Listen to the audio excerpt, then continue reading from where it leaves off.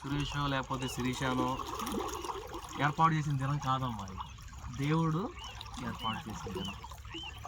నిజంగా క్రైస్తవమైన మన యొక్క జీవితంలో కొన్ని కార్యాలు చేయడానికి మనం భయపడతా ఉంటాం. భయపడకూడదు.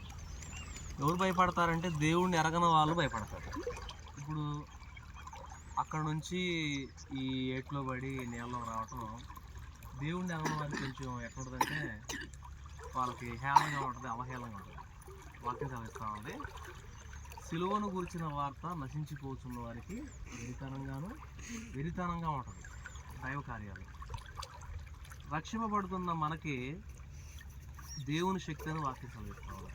ఇప్పుడు ఇది మీరు ఈ కార్యం చేసుకోవడం అనేది మీరు బలహీనలు అయిపోతారు, లేకపోతే ఇంకా అనేకమైన ఇబ్బందులకు వెళ్తారో కాదులే, కానీ ఇది దేవుని యొక్క శక్తి.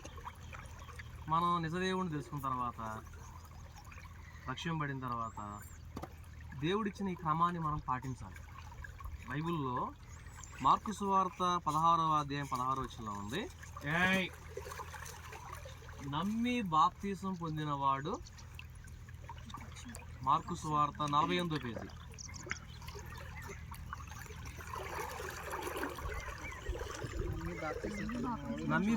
చదవండి అందరూ కూడా. అది నమ్మి బాప్తీసం పొందినవాడు రక్షింపబడును, నమ్మని వానికి ఇక్కడ 2 పదాలు ఉన్నాయి, రక్షణ శిక్ష. రక్షణ శిక్ష గుర్తుపెట్టుకోండి. ఎవరో నాకు అధికారి మనకి ఏదైనా పని అప్పగిస్తే ఆ పని